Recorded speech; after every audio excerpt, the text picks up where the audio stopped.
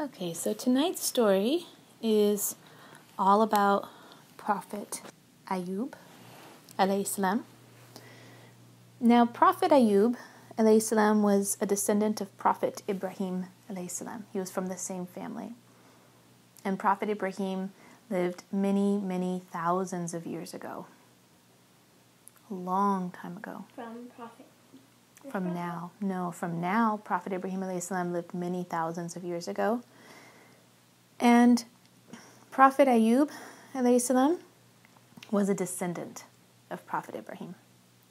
So he was in the same tribe? Well, a descendant, not like closely related, but of the same family lineage.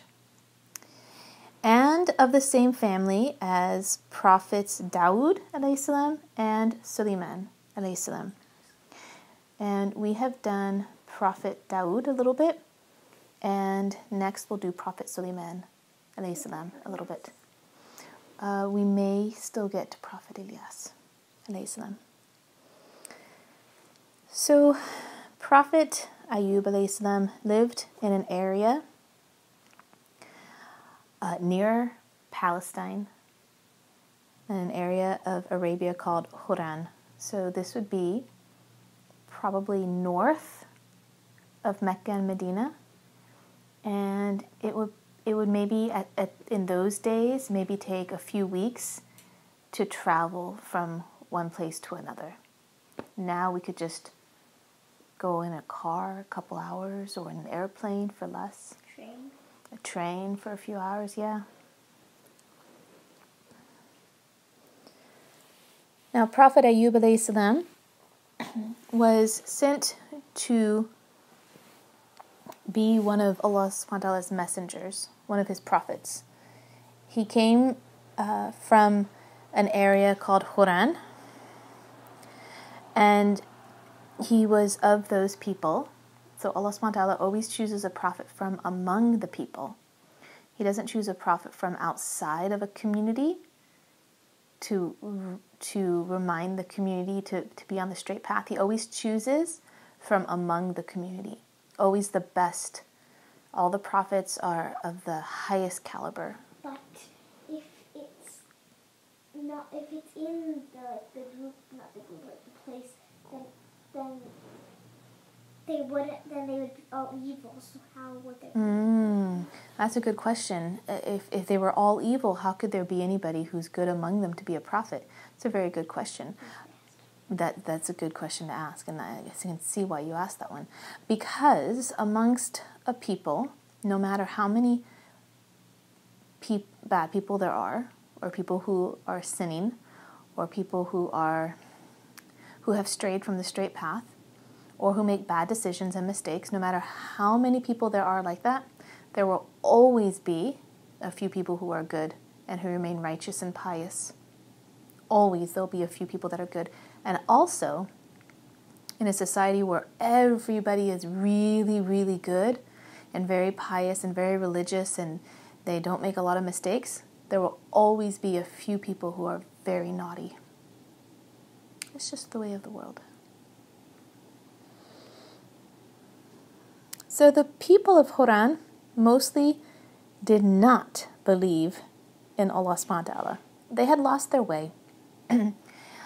They were descendants of a people who did believe in Allah subhanahu wa ta'ala.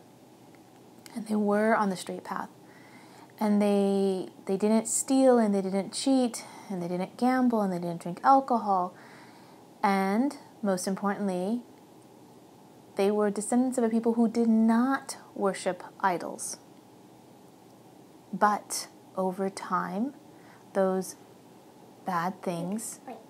So basically, the people that were prophets, and people who followed him soon became the evil people.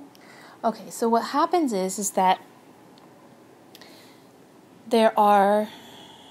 Let's go all the way back to Prophet Nuh alayhi salam. Wait. So the people follow him, but their descendants don't follow him. Exactly. So let me explain, because maybe descendants is hard to understand. Let's go all the way, for this example, let's go all the way back to Prophet Nuh alayhi salam. Prophet Noah was from among his people. Did his people worship Allah? No. No, they worshipped idols. And he spent many, many years preaching to them and reminding them to abandon their evil ways and to worship just Allah and not the idols. Most people didn't believe in Allah, and most people didn't follow Noah alayhi salam. But a few people did, right? A few people were saved on the boat, on the ark, and everyone else perished. Then those people established a new community. Maybe there were 100 people. I don't know. Maybe 1,000. Maybe 50 people. I don't know how many people there were, but that was it. Just a small group of people who were believers. And then they had children, and those children had children, and those children grew up and had children of their own, and on and on, and on and on and on and on and on and on for a very long time. That's what we call descendants. Yeah, so it can be many, many, many years between the prophet and a corrupt society. Because over time, little things get added. Like maybe for a moment you pray to an idol that you think is going to bring rain. And in that one moment, you attribute the quality that Allah subhanahu wa ta'ala has of sustaining us and taking care of us to an idol. And then if it should happen to rain, you think, oh, the idol granted me rain. Or maybe you traveled and you saw that in another society, somebody worshiping idols, like, oh, I'm going to bring this back to my community. Or maybe you're like, oh, I just cheated a little bit when I was trading my goods, but I got so much more money for it. A little bit won't be harmful. They don't even know. It's just a few dollars for them. And so over time, little sins turn into normal habits. Like you just don't even think that they're sins anymore. And so after many generations, you get to the point where the people of Prophet Ayyub alayhi salam have forgotten their ways, have attributed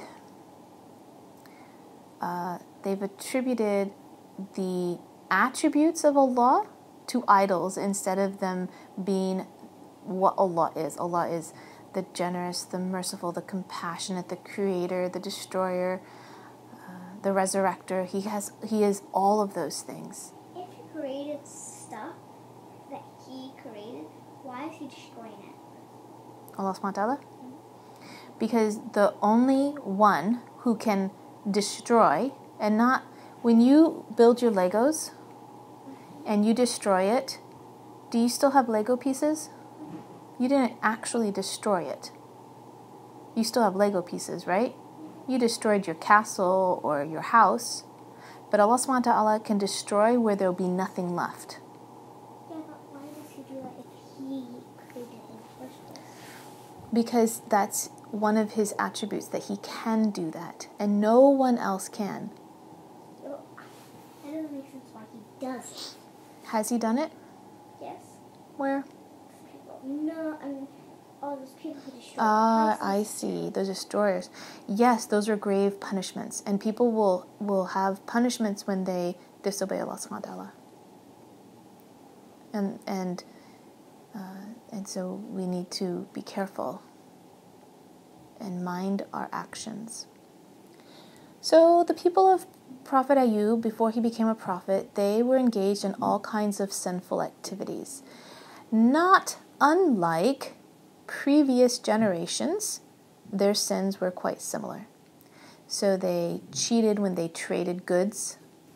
They gambled, which is a sin. Well,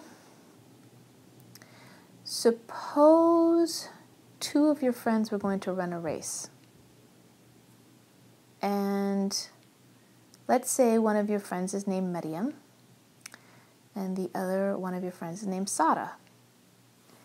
And Sarah can run for a really long time, but Maryam's pretty fast over short distances. And they're going to run a mile. And everybody gets together and says, you know what, I think that Maryam's going to run faster. And Ayyub, no, I think Sarah's going to run faster. You're like, you know what, I bet that Maryam's going to run fast. You know what, I bet $5 that Maryam's going to run faster than Sarah. And you're like, no way, I bet $10 that Sarah's going to run faster than Maryam. That's what betting is. And then whoever wins gets some of the money. No. Gambling. That is gambling. Because you're putting money down on who's going to win the race. Who won? Sarah.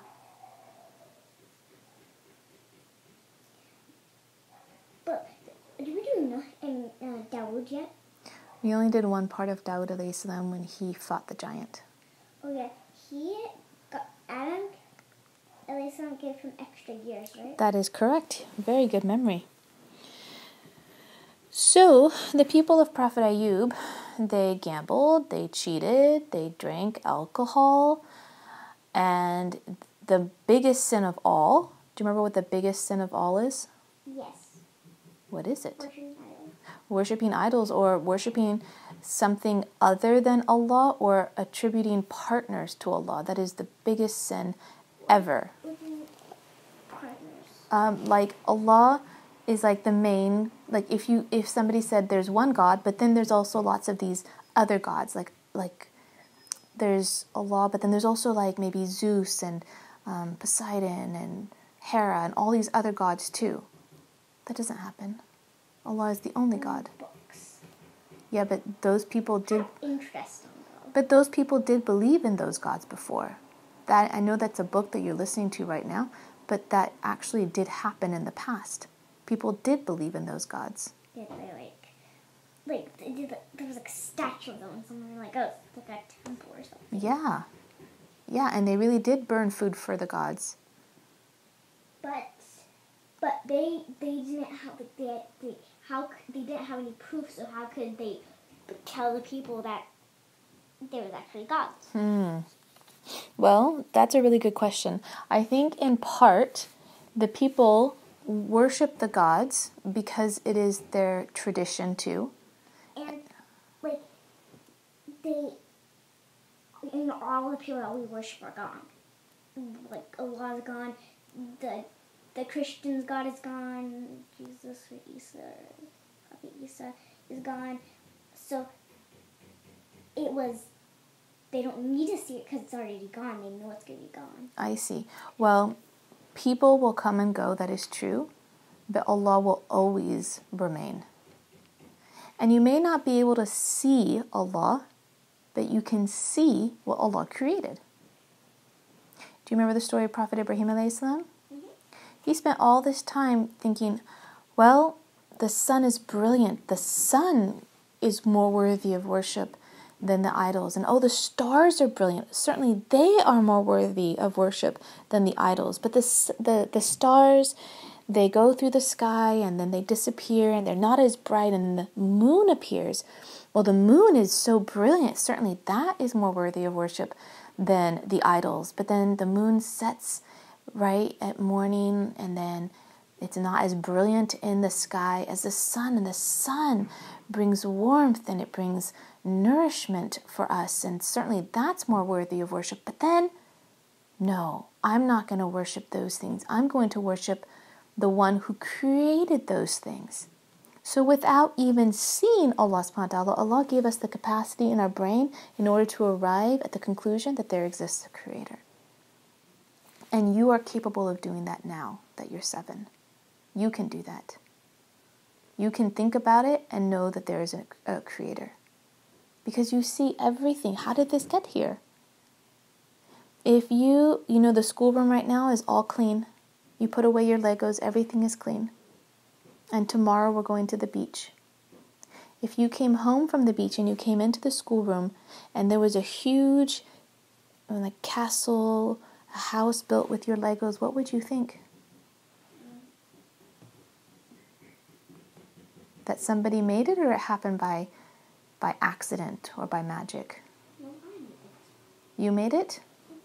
Or maybe your brother made it? Yeah. But did you think that it would have appeared there all by itself? No. No.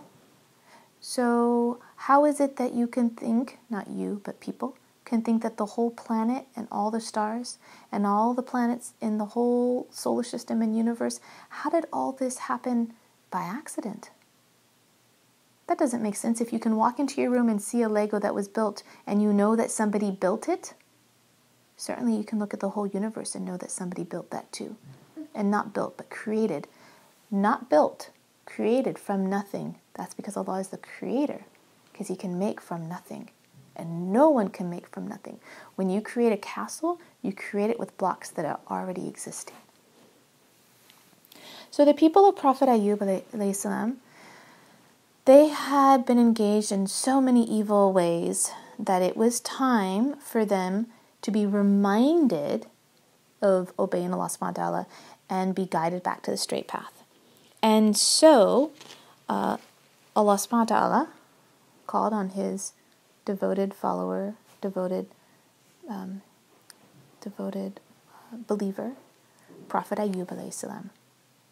Now, Prophet Ayyub alayhi salam is very unique compared to many of the prophets that we've already studied. In some ways, not in all ways. Prophet Ayyub alayhi salam lived in a beautiful home, a beautiful house. It was probably so big, had many rooms, lots of windows. It was probably what you could imagine as a mansion today.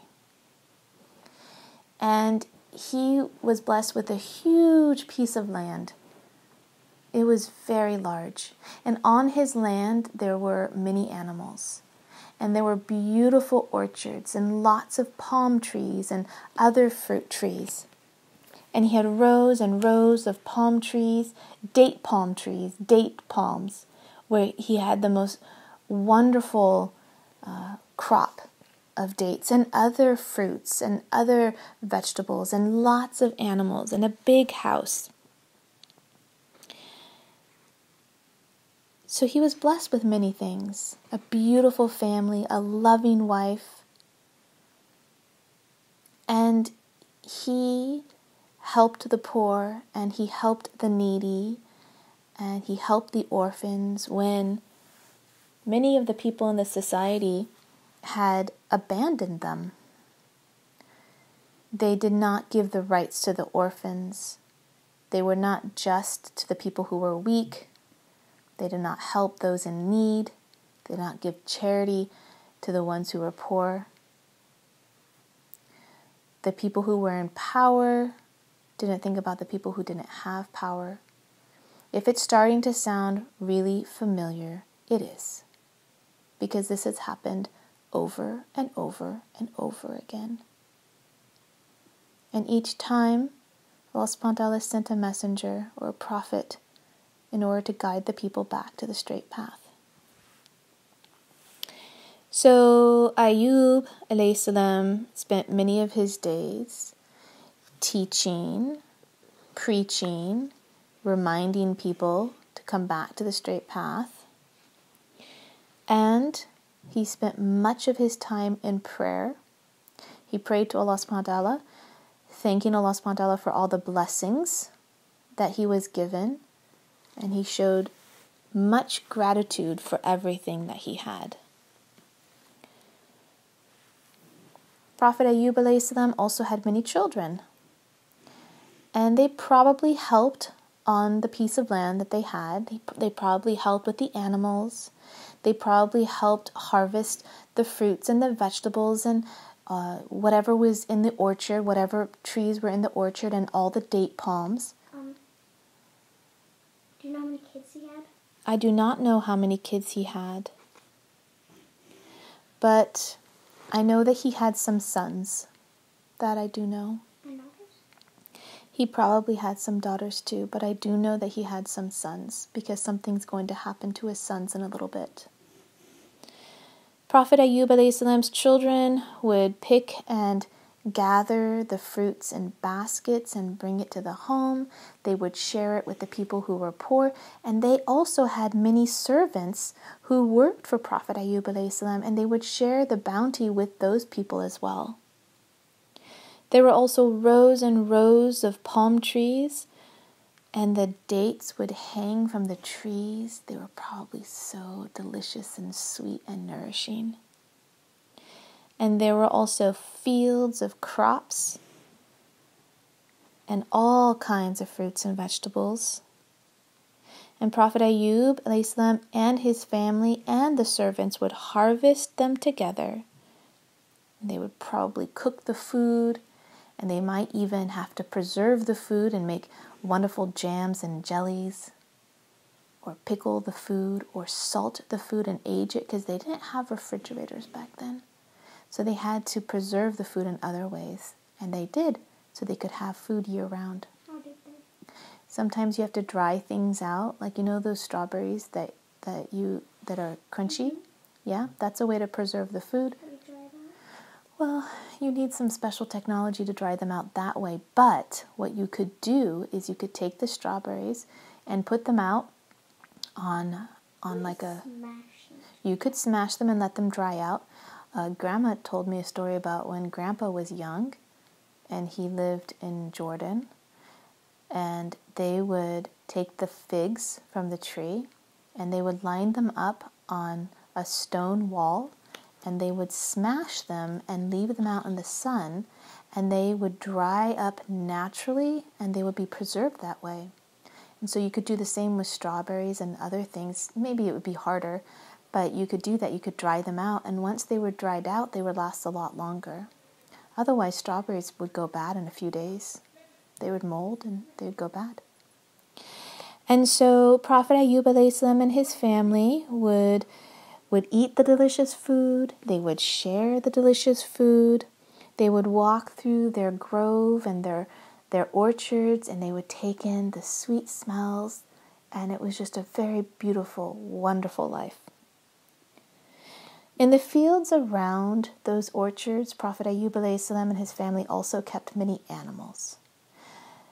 You might think that Prophet Ayyub was very wealthy, and indeed he was. Allah had blessed him with a lot of wealth, a lot of land, and the land produced food.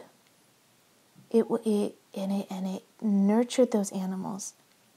You could have a big piece of land that was barren and nothing would grow on it, but this land grew beautiful food, healthy food, and it had all of the animals that were sustained on that land. They also kept cows, so they had cheese, yogurt, and milk, and they had a herd of camels, which were tall and strong, so that when they would go on long journeys, on caravans, they could have the camels to help trade their goods. And they had sheep. You're absolutely right. They had sheep that they had for making, so they could have wool, so they could sew, or they could weave and knit and have clothing. You're right.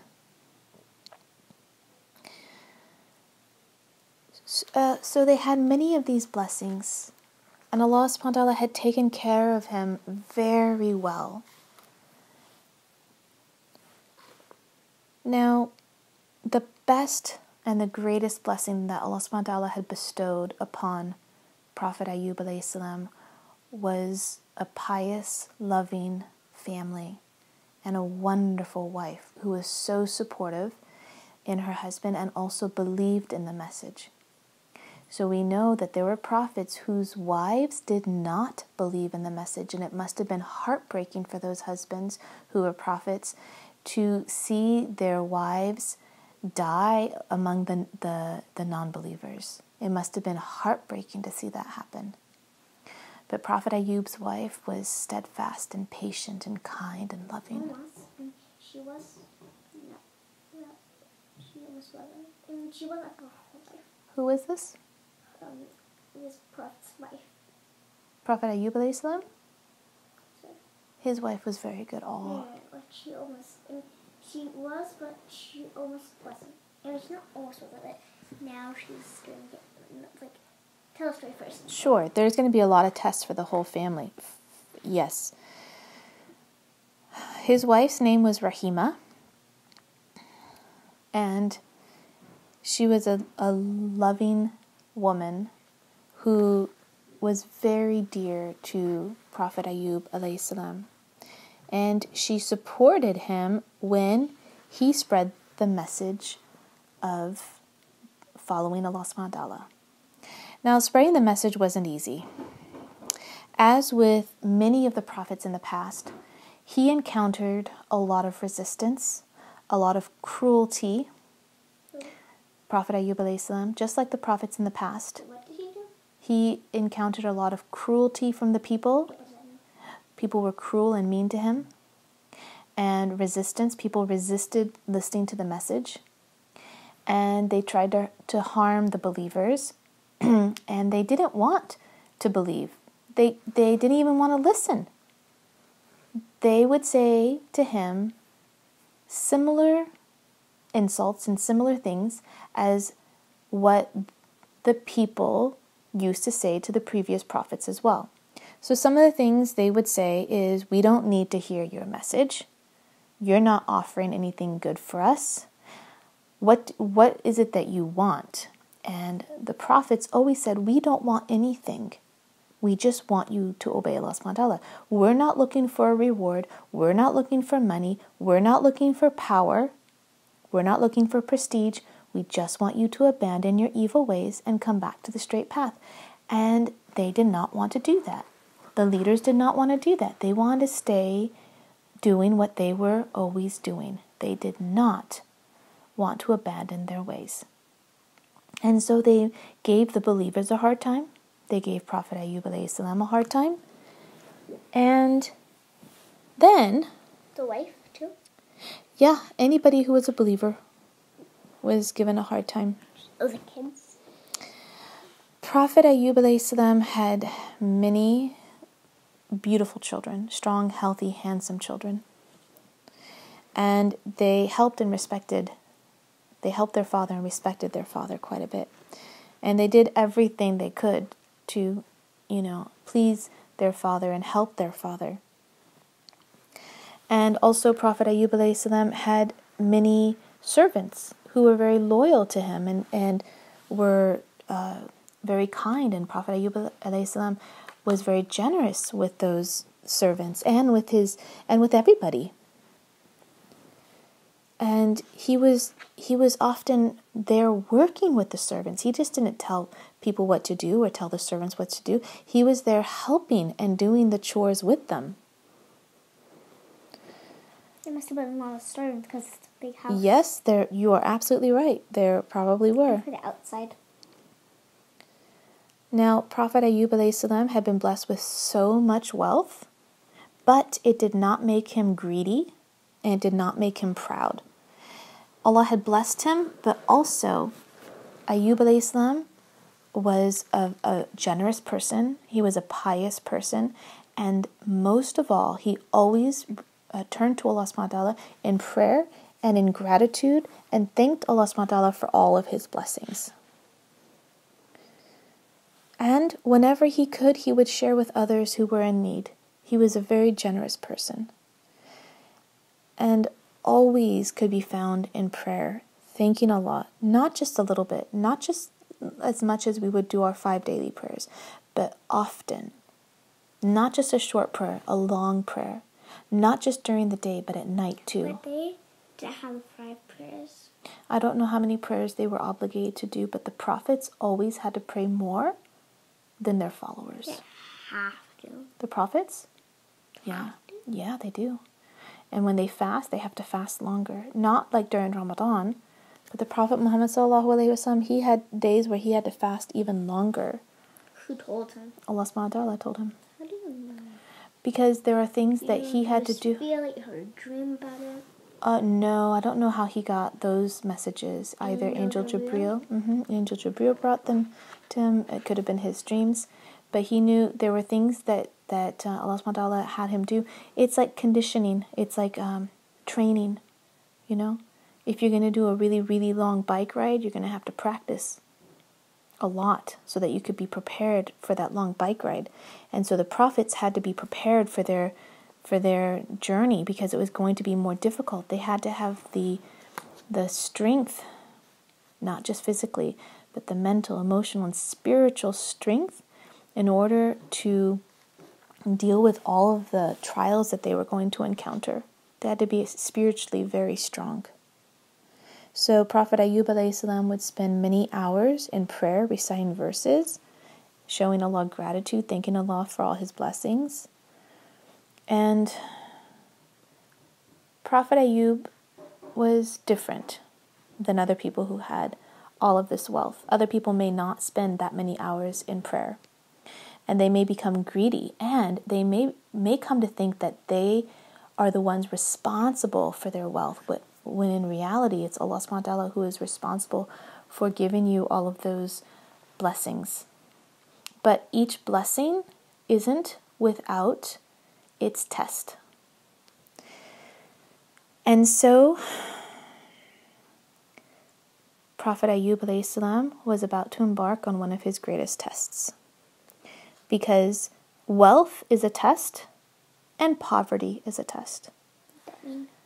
When you have money, Allah is testing you. Oh, I know what poverty is.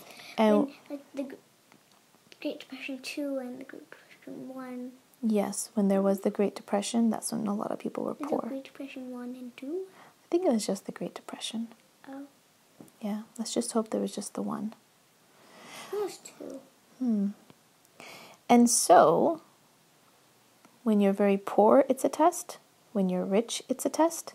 When you're healthy, it's a test. When you're sick, it's a test. We are always being tested. Even right now. Yes. When things are good, it's a test.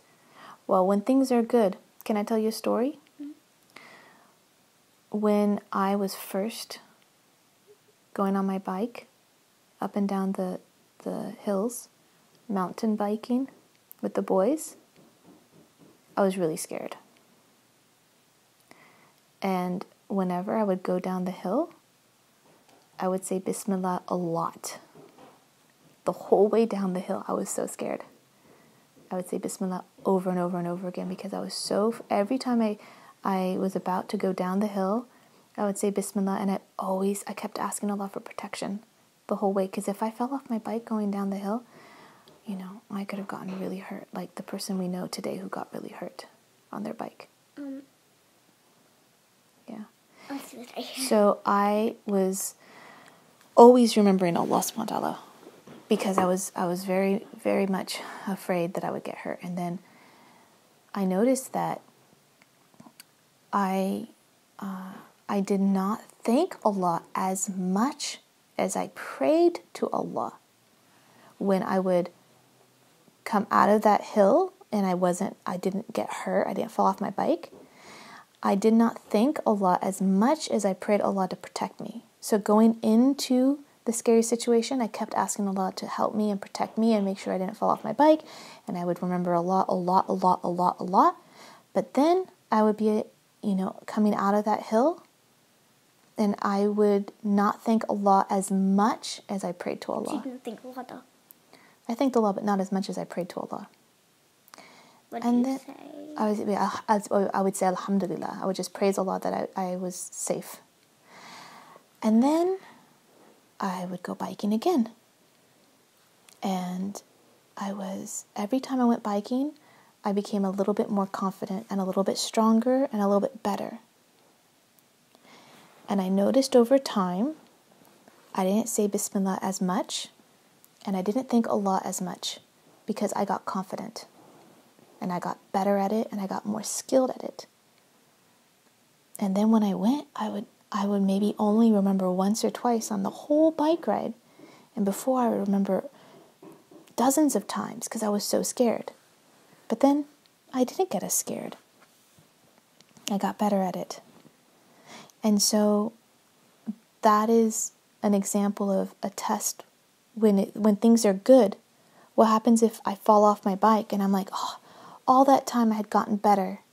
All that time I got better and I forgot to thank Allah that Allah had given my body the strength to get better. Because some people, their bodies just don't work anymore to get stronger at something, however much they try. But Allah allowed my body to get stronger at it and more skilled at it, and I started to enjoy it a lot, and I got so much better at it. But soon I didn't pray as much because I felt really confident going into a hill. I can do this. And so that's how, when things are good, it's a test. No, when things are bad, you're more better. And things are good, you're more worse. That's right. That's why it's a test, because you forget. When things are good, you forget that it's Allah who blessed you with those good things. It wasn't because I got better. It's because Allah allowed me to get better. Allah could have just made it always hard for me. And then maybe I would have always remembered Allah.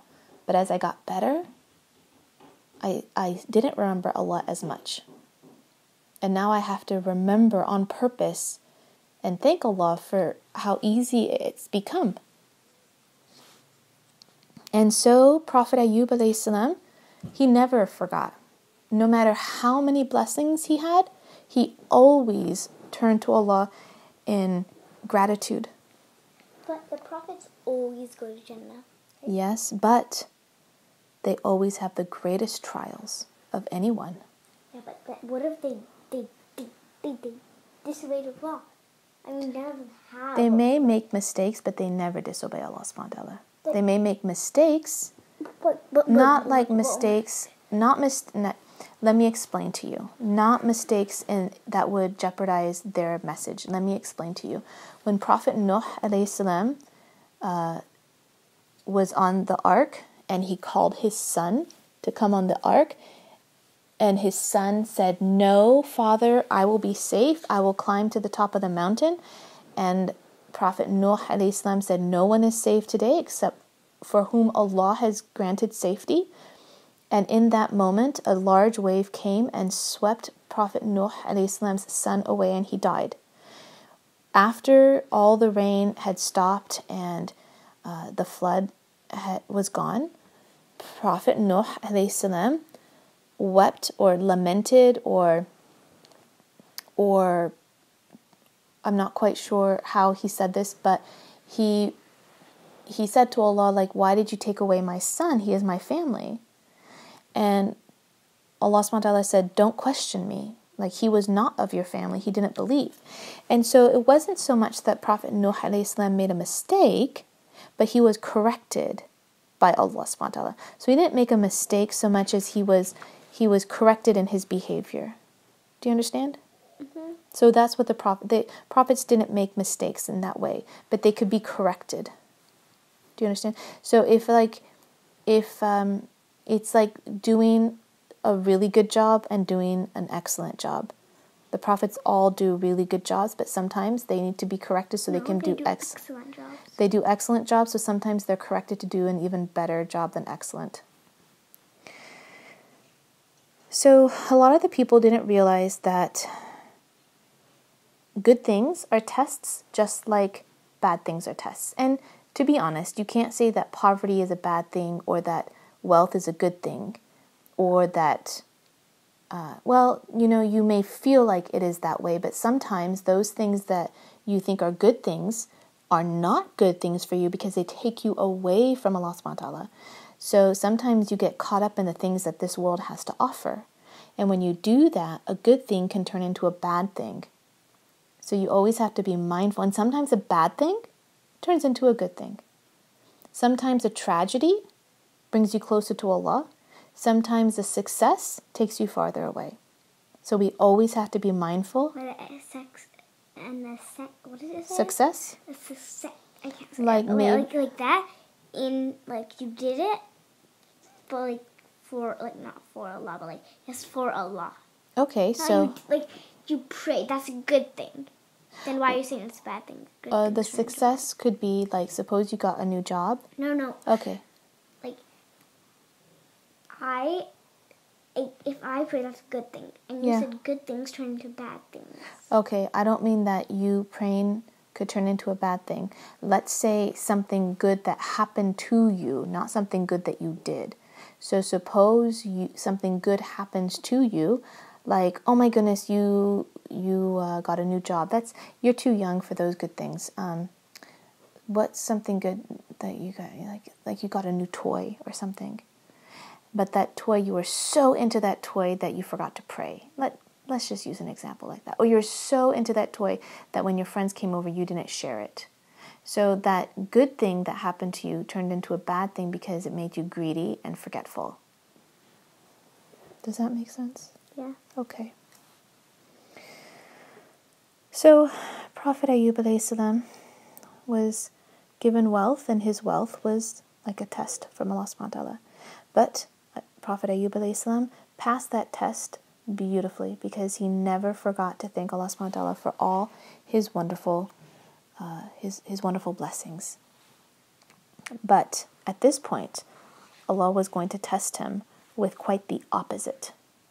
So he was given land, animals, orchards, a beautiful family, servants, wealth, health, and one at a time Allah subhanahu wa ta'ala was going to take it all away.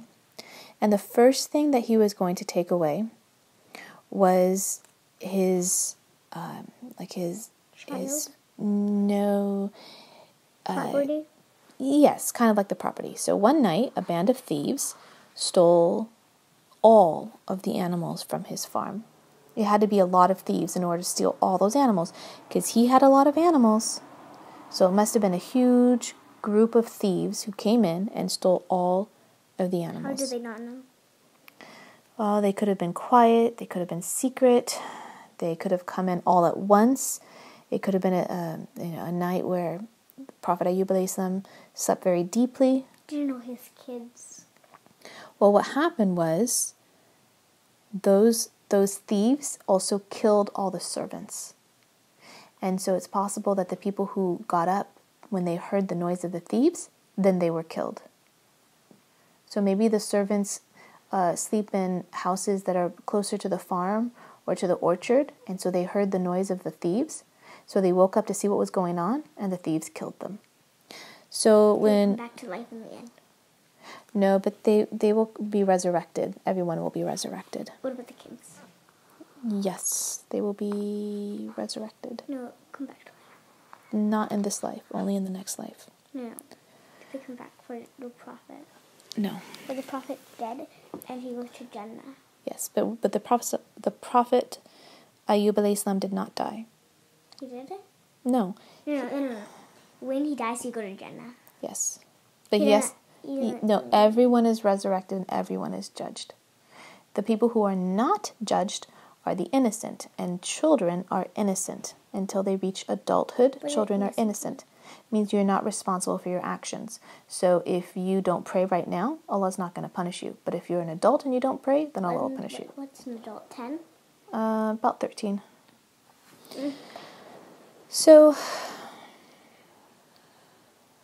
So when Prophet Ayyub alayhi salam discovered what happened, he did become very sad. To lose all the animals is sad. His children didn't die, it was the servants. But to lose his servants, for people to have been murdered, that was deeply sad, and he was deeply sad from that. But he did not get angry or upset. He knew that the animals had been given to him as a blessing from Allah subhanahu wa ta'ala. So he wasn't angry that Allah subhanahu wa ta'ala had taken them away. They had been a blessing to begin with. They were a gift, and now it was a test. And he also trusted Allah subhanahu wa ta'ala. If Allah subhanahu wa ta'ala took those things away, there was a good reason why he took them away. Because the people were saying, you have so much wealth. You can't be religious if you've got that much wealth. Certainly you can't be worshiping Allah if you have that much wealth, because you're probably more into your wealth than worshiping Allah. But now a lot of his wealth had been taken away because the animals had been stolen and a lot of his servants had been killed. So he prayed for his servants. He asked Allah to have mercy on his servants. And he was also accepting of the fact that his crops and his orchards had been destroyed and all of his gardens had been ruined. And he was sad, but he wasn't angry. And he didn't blame Allah subhanahu wa ta'ala. He realized that the destruction of his crops and his animals, he discovered that he would not be able to make money because that was his livelihood. But through all these trials, Ayyub alayhi salam remained calm, and he never lost faith in Allah. Sometimes you're praying to Allah subhanahu wa ta'ala a lot, and you feel like Allah subhanahu wa ta'ala is not giving you what you want, and you're facing one trial after another, and you're thinking, Allah subhanahu wa ta'ala, what are you doing? I need your help. But Ayyub alayhi salam never got to that point, never lost faith in Allah.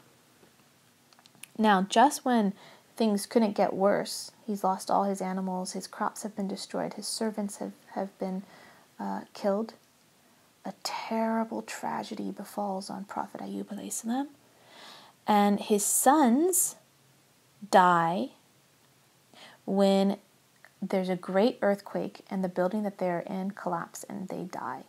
Not and this daughters? is, well, it mentioned his sons, so I don't know about his daughters. And this is such a tragedy for a parent to lose his children, one or more than one child. It is a great tragedy for a parent. Very, very sad. Now, Prophet Ayyub alayhi salam is a person, so certainly he felt hurt and sad. But he didn't question Allah's decision. He didn't lament to Allah. He wasn't angry at Allah. And when people saw how calm he was, like, how could you be so calm? And he said that Allah subhanahu wa ta'ala had given him these children. They're a gift from Allah subhanahu wa ta'ala. They were never his possessions. Those children were never his. Everything belongs to Allah subhanahu wa ta'ala. Yeah, but in this life, and not in this. Right. If you're not talking like Allah, then it's not a it's you and a person. There's this person's kids and this person's kids. Yes, okay. So yes, they are in my care, and you came from me, my body.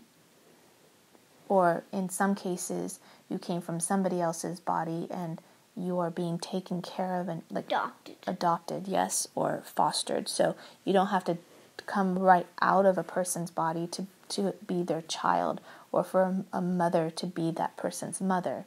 Like they could get, like a husband got divorced, and then they had another, then this person got remarried, and then I had kids. Yes, So that could happen too. Brothers or yes. Or I forgot what it's called. Stepbrothers, half-brothers, stepsisters, half-sisters, adopted sisters, foster brothers. Absolutely, there are so many different ways to make a family. And Prophet Ayyub alayhi salam didn't question Allah's decision, said they were gifts from Allah, they were never my possession. You're my daughter, but you belong to Allah. That's the difference. I belong to Allah. That's right. And it was Allah's decision to take them back when it was written for them for their life to end. So it is a very sad occasion to lose your children, but he was very accepting of that. And the people were amazed to hear him say that, even though they knew that he was truthful in what he said, that he didn't complain, and he trusted in Allah. But it's still amazing to see that, because you would think in a moment of when you're really low and you're so sad that you lost your children, you may like, why Allah, why did you do this to me? And he never said that.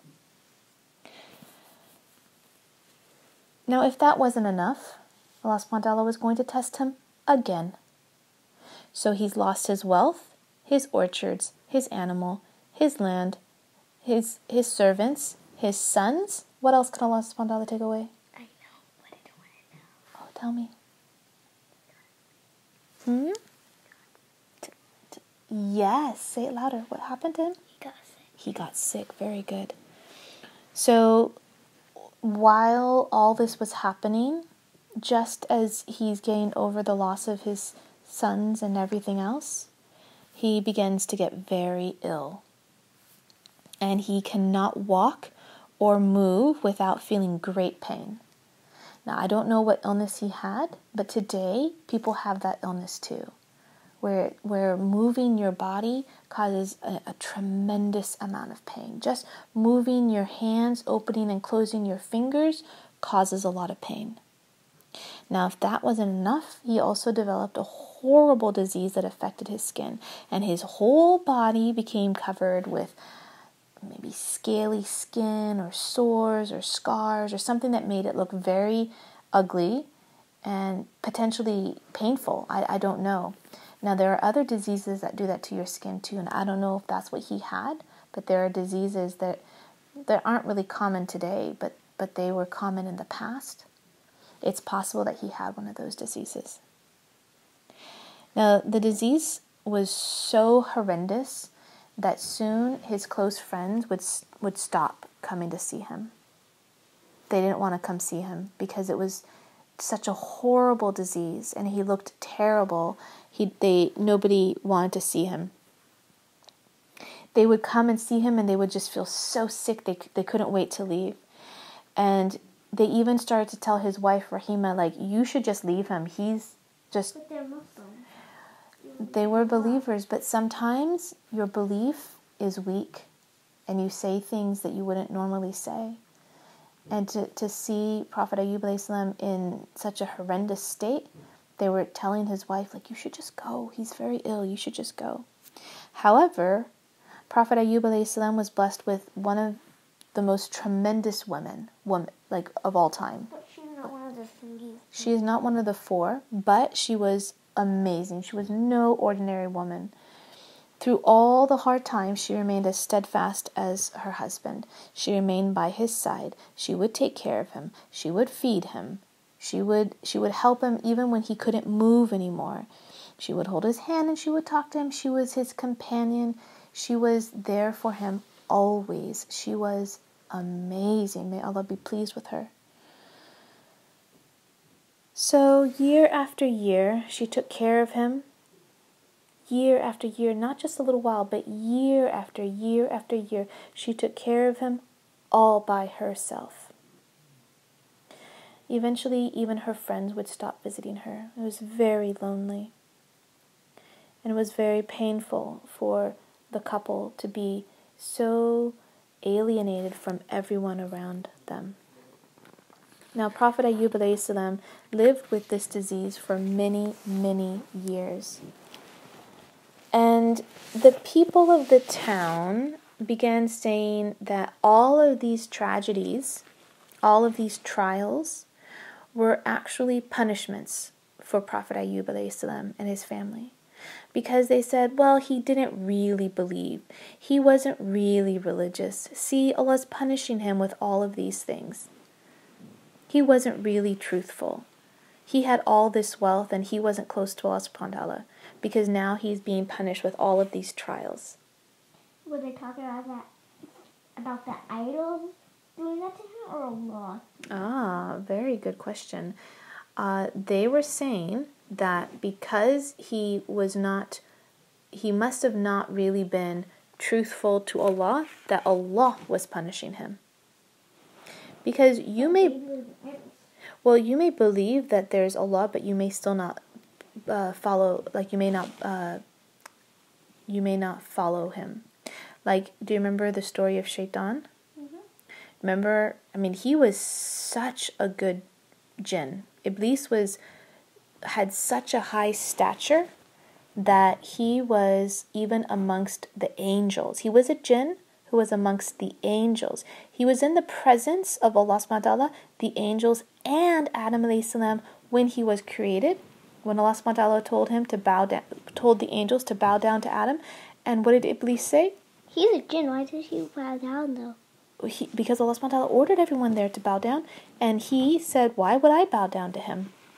He's made out of clay, I'm made out of fire. He's standing right in front of Allah subhanahu wa ta'ala and disobeying Allah right then and there. So even if you know Allah exists, you could still commit the greatest sin in front of Allah subhanahu wa ta'ala's presence by saying, no, I'm not going to obey you. Oh, how arrogant that he did that. One day, when Prophet Ayyub alayhi salam's disease was at its worst and he had been suffering for many, many, many years, poor Rahima just didn't have the strength and just cried out, like, why is Allah subhanahu wa ta'ala doing this to us? Why is he punishing us like this? Haven't we suffered enough? Please tell him to stop. Poor Rahima had been so lonely and so overworked all these years, she just broke. And Prophet Ayyub alayhi salam was so sad to see his wife do this. He's like, all our life before this was a blessing. All the things that Allah had given us, they were blessings for most of our lives, and in this little part we're given a test. Why do you complain? If he takes it away just for this little while, he's given it to us for so long. And this is no way to have faith in Allah subhanahu wa ta'ala and show gratitude for all of the blessings that we've had. So her complaint really disturbed Prophet Ayyub alayhi salam, and he didn't know how he could keep her from feeling this way. He was also disturbed that the people were saying that Allah was probably punishing him for some great sin that he had committed. And they said that Allah would not have placed so many tragedies on a person if he was truly a believer. So Prophet Ayyub alayhi salam is now dealing with another test as well. His property was, destroyed, his crops, his gardens. What are his daughters doing? They may be married with families and have moved to other areas. And his wealth is gone. His community has abandoned him. His health is gone. And now his sons are gone. And now he's being emotionally and spiritually put down. Because people are like, oh, you're probably such a bad person, Allah's punishing you now, so it's affecting now his heart. Like his body was affected, now his heart, must have weighed heavy on his heart and mind. Finally he cried out, I have certainly been living in pain and misery. O Allah, you are the most merciful of those who show mercy. And so at that moment, Allah subhanahu wa ta'ala told he had passed his test, and he had proven that no matter what the hardship he was placed under, that he would not lose faith in Allah subhanahu wa ta'ala. Not once did he lose faith in Allah subhanahu wa ta'ala. Rahima, may Allah be pleased with her, did not lose faith in Allah either. Let's be clear on that. She did not lose faith in Allah. When you cry out in exasperation, that's not because you lost faith.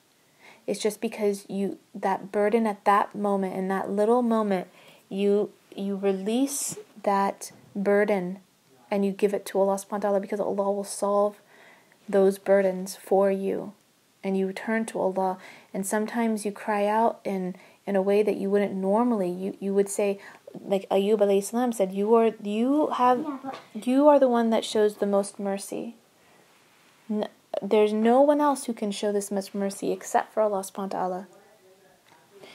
And so at that moment, Allah ordered Prophet Ayyub alayhi salam to strike the ground with his foot, like he hit the ground with his foot. Was it even a bed? No, it was on the ground. He was in a room that could hit the ground. The ground was dirt. And when he did that, water sprang from the ground, like a fountain sprang from the ground. And Allah subhanahu wa ta'ala told Prophet Ayyub alayhi salam to drink. It's different than Zamzam water, but it may be similar in some ways. It was in a different spot than Zamzam water, but Allah doesn't, when Allah gives you a blessing or gives you tells his prophet something. It's not just like, oh, out of thin air the water is going to appear. You have to do something. You always have to do something. Allah orders you to do something, and from that, then the miracle will happen. So he struck the ground with his foot, and from that, water appeared. Water came like a fountain. That's like Ibrahim's son. Exactly. He struck the ground where Zamzam well was, and then the water appeared. So he had to strike the ground. Would it happen before if, like, Allah don't do that? Would it happen before? No, you have to strike the ground. No.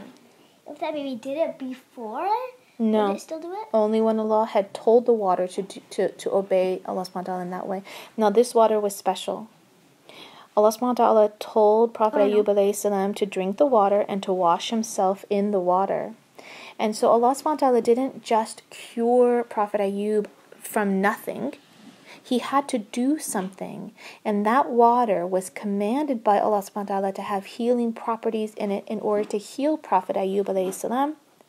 And in no time, Prophet Ayyub alayhi salam started to regain his health. He came back to normal. He felt even better than ever. He had energy. He had vibrancy. It almost felt like as though he was a youth again. And he immediately thanked Allah subhanahu wa ta'ala for curing him of his illness and for granting him those blessings. And he ran to his wife, Rahima, may Allah be pleased with her, to tell her the great news. And when she saw him approaching, she could barely even recognize him because he was so healthy. He didn't have the scarred, scaly skin. He wasn't aching when he moved. And when she recognized him, she was in tears. She was so happy. And she also asked Allah subhanahu wa ta'ala to forgive her for losing her patience and thanked Allah for everything that He had bestowed upon them. And then, after Prophet Ayyub alayhi salam had regained his health, Allah subhanahu wa ta'ala continued to shower him with blessing upon blessing upon blessing. His house was repaired. His animals were returned. The orchards and the gardens and the fields that had been destroyed grew back beautifully and strong to give them fruit and vegetables. And the gardens were filled with flowers that were blooming, and they looked beautiful. And the air was fragrant with the smell of the flowers and the orchards. And Prophet Ayyub's alayhi salam's family and friends and relatives all began to return to visit him and congratulate him on his good health and his wealth and his family. And in a few years, Prophet Ayyub alayhi salam became blessed with even more wealth than what he had before, and even more property than what he had before, and even more animals than what he had before, and even more fields and orchards than what he had before.